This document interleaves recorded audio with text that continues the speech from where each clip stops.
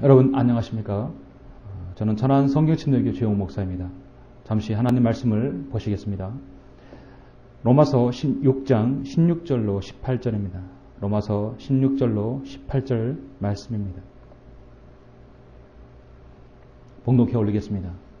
너희가 자신을 종으로 들여 누구에게 순종하든지 너희가 순종하는 자의 종이 되어 죄의 종으로 사망에 이르든지 혹은 순종의 종으로 의에 이르는 줄 알지 못하느냐.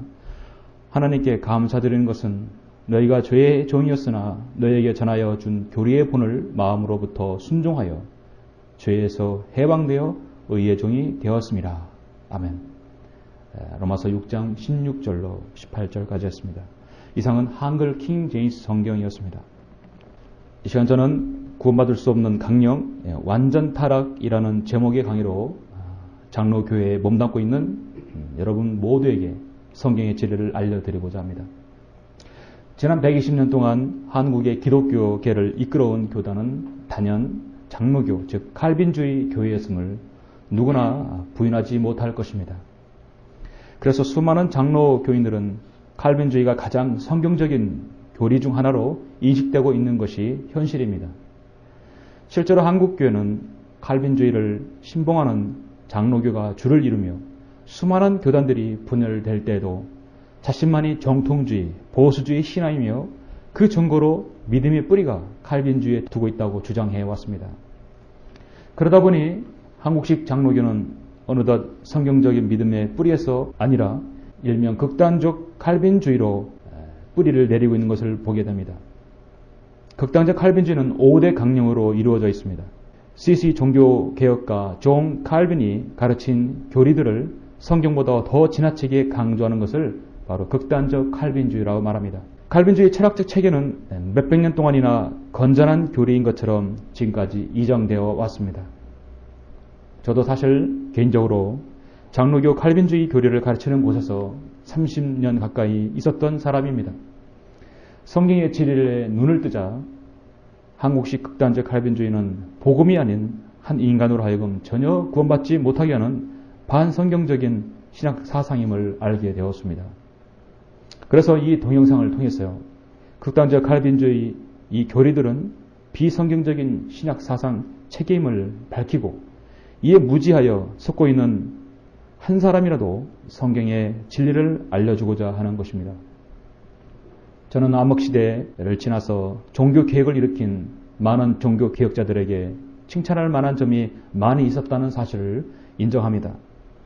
왜냐하면 그들은 결국 그 어두운 시기와 성경에 대한 오랜 무지로부터 빠져나왔기 때문입니다. 그러나 그것으로 그들의 모든 이론과 행동을 무조건 정당화시킬 수는 없습니다. 칼빈주의 교리들은 프랑스의 이구노들에 의해 받아들여져서 그들의 개인 신앙생활에 좋은 영향을 끼쳤고 청도교 역시 칼빈주의를 받아들여서 좋은 결과와 나쁜 결과를 모두를 낳았습니다. 스코틀랜드의 장로 교회들에게도 역시 좋은 결과와 나쁜 결과를 가져다 주었습니다. 우리나라 기독교 상황도 극단적 칼빈주의와 복음적 칼빈주의가 뒤섞여 있는 상황에서 극단적 칼빈주의가 주를 이루어 마치 한 알의 겨자씨가 비정상적인 나무로 성장하는 기이한 현상들이 나타나게 되어 있습니다. 칼빈주의는 소위 5대 강령으로 이루어졌습니다. 첫 번째는 전적인 타락, 두 번째는 무조건적인 선택, 세 번째는 제한된 속죄, 네 번째는 정할 수 없는 은혜, 다섯 번째는 성도의 견인을 들 수 있는데 다음 5가지 교리들 가운데 4가지는 바로 비성경적인 것입니다. 하나님 말씀은 인간의 어떤 견해나 해석 체계에 의해서도 제한받지 않습니다. 또한 인간의 어떤 신학 사상 기조와 체계들은 반드시 성경을 통해 투영되어야 합니다. 그 사상들이 비성경적이라면 그리스도인들은 반드시 그것을 배격해야 합니다. 비성경적인 교리는 한마디로 마귀의 교리인 것입니다. 이 시간은 잠시 칼빈주의 제1강령인 완전 타락은 과연 성경적인 토대로 만들어진 것인가? 장로교에 몸담고 있는 많은 사람들이 정말 그것을 믿어도 되는 것인지를 살펴보고자 합니다. 인간의 타락에 대한 문제는 참으로 중요합니다. 이는 바로 모든 칼빈주의 논리가 여기서 시작되기 때문입니다. 극단적 칼빈주의의 완전 타락은 한마디로 인간은 전적으로 타락하여서 인간의 의지까지 타락한 것이기 때문에 비록 하나님께서 예수 그리스도를 영접하라고 명령하셨음에도 불구하고 예수 그리스도를 영접할 수 없는 것입니다. 이는 칼빈의 기독교 강요와 웨스트민스터 신앙 고백을 보면 확인할 수 있습니다. 칼빈의 기독교 강요에서 제1권 1장 8절에서 이렇게 말하고 있습니다. 타락하여 영적 파멸에 들어간 인간에게서 여전히 자유 선택을 찾는 자들이야말로 분명히 어리석음을 저지르고 있는 자들이며 하늘과 땅 어디에도 그들이 이 절충 사상은 접할 수 없다. 제2권 2장 제목에서는 인간은 지금 선택의 자유를 박탈당한 채 비참한 노예의 신분으로 전락해 있다라고 기록하고 있습니다. 제2권 2장 12절에서는 인간은 의지까지 타락했다는 것은 너무도 잘 알려진 사실이다. 제2권 3장 5절에서는 의지는 죄의 속박을 받아 노예의 상태에 빠졌으므로 선을 향해서 움직일 수 없으며 더더욱 선의 전력을 다할 수 없다라고 기록하고 있습니다. 여러분 어떻습니까? 장로교인 여러분 자신도 이렇게 의지까지 무력화되지 않았습니까? 웨스트민스터 신앙고백 제6장 4절에서도 이렇게 말합니다. 인류가 선을 대하여는 전적으로 배격하여 무능해졌고 악에 대하여는 전적으로 기울어지게 된다. 제9장 3절에서는 아담이 범죄한 후에는 구원의 일을 신령한 선을 소원할 의지력이 전혀 없어졌다. 그 자신의 힘으로는 회개할 수 없고 또 회개할 준비도 못한다. 라고 기록하고 있습니다. 어떻습니까, 여러분? 어떤 사람도 스스로 회개하고 복음을 믿을 수 없다는 신학적 암시를 주고 있지 않습니까? 정말로 칼빈이 완전 타락이라는 이 강령을 믿게 되면 여러분은 어떠한 의지도 순종도 없이 오직 하나님의 주권적인 선택만 목놓아 기다려야 한다는 결론입니다.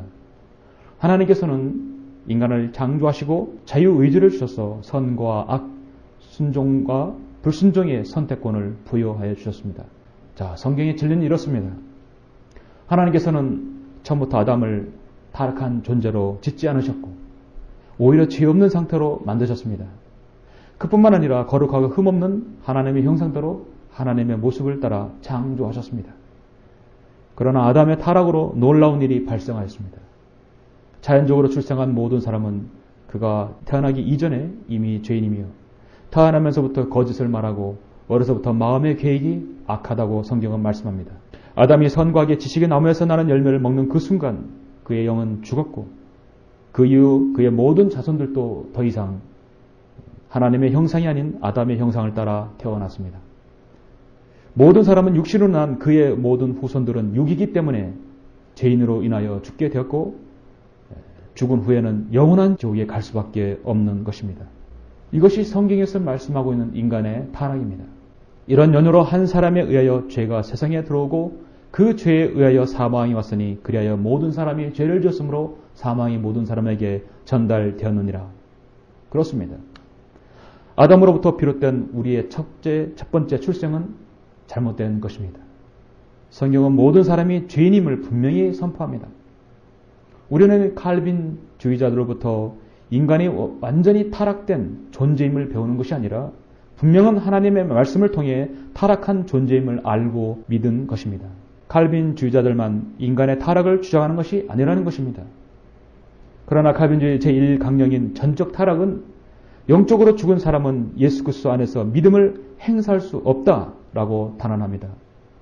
결국은 전적 타락이라는 이 항목에서 자연인은 구약시대에 율법을 주셨으나 지키지 못하였듯이 신약시대에 제시된 예수 그리스도의 복음도 자신의 의지로 받아들일 수 없다는 것입니다.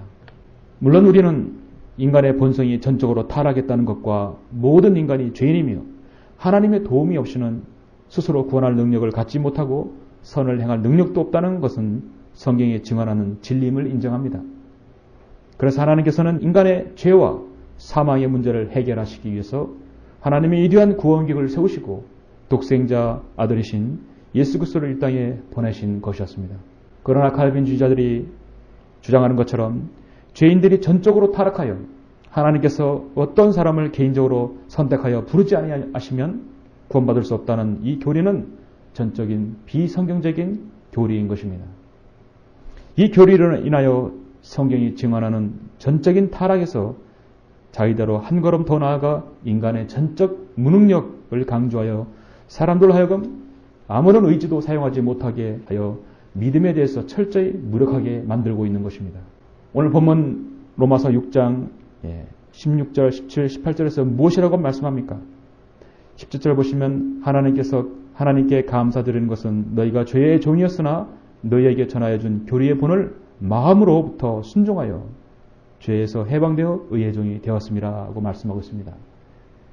이것은 자유의지가 없으면 불가능한 일입니다. 여러분은 예수 그리스도의 보혈의 공로로 모든 죄를 용서받고 구원받으셨습니까? 다른 말로는 거듭나셨습니까? 예. 여러분이 구원받으셨다면 요한복음 3장 10절에서 하나님께서 세상을 이처럼 사랑하셔서 그의 독생자를 주셨으니 이는 그를 믿는 사람은 누구든지 멸망하지 않고 영생을 얻게 하려 하심니라.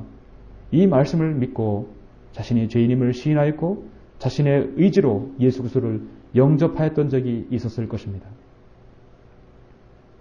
결론적으로 오늘 가빈주의 제1강령인 전적 타락 이대로라면 어느 누구도 인간의 전적인 타락으로 인하여 예수 그리스도를 영접할 수 없을 정도로 의지를 쓸 수 없기 때문에 하나님의 선택만을 기다려야 한다는 논리입니다. 이 강령은 죄인인 인간을 절대로 구원받지 못하게 하는 인간의 잘못된 신학 사상 체계입니다. 여러분은 성경에서 인간의 자유의지를 확인해 보셨습니까? 오늘날 가빈주의자들만이 성경에서 자유의지를 발견하지 못합니다. 창세기에서 아담과 이브는 자유의지를 가지고 있었습니다. 그리고 그에게 모든 섬김, 신약에서의 기도의 약속들이 바로 자유의지에 기초하고 있음을 발견할 수 있습니다. 그러므로 인간이 자유의지를 가진다는 것은 신구약 성경 전체를 통해서 제시되는 성경적 교리입니다. 성경은 누구에게든지 믿는 자에게라는 원칙이 적용됩니다. 이것은 신약 성경 전체를 통해 발견되고 있습니다. 성경은 사람들에게 하나님을 찾으라고 명령합니다. 하나님께서는 그들이 하나님을 찾도록 민족들의 경계를 정하셨고 사람들이 자신을 찾을 것이라고 선언하셨고 그를 열심히 찾는 자들에게 반드시 보상하신다는 약속도 하셨습니다.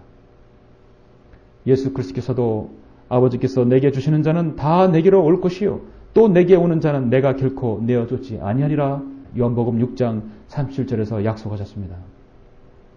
사도행전 17장에서는 하나님께서는 어떤 죄인에게도 예수 그리스도 앞으로 나오라고 말씀하고 있습니다. 이 무지의 때는 하나님께서 눈 감아주셨으나 이제는 어디에 살고 있는 어떤 사람에게도 회개하라고 명령하고 계시니라. 여러분은 칼빈주의자나 침례교도나 장로교인이나 감리교인이라는 명칭에 앞서서 성경을 믿고 성경대로 실행하는 그리스도인이어야 합니다. 주 예수 그리스도를 자신의 의지로 믿고 구원받은 사람, 곧 그 영이 거듭나서 그 안에 성령께서 내주하셔서 하나님의 명령에 순종하여 너에게 전하여 준 교리를 마음으로부터 순종하는 그리스도인이어야 합니다. 그리스도인의 최종 권위는 장로교 교리나 어떤 신학자의 글이나 사도신경이나 웨스터민스터 신조가 아니라 기록된 하나님의 말씀인 성경입니다. 성경이 그리스도인의 믿음과 실행에 있어서 최종 권위이고 절대 규범인 것입니다. 여러분은 그런 최종 권위가 있으십니까? 오늘 강의를 마치겠습니다. 감사합니다.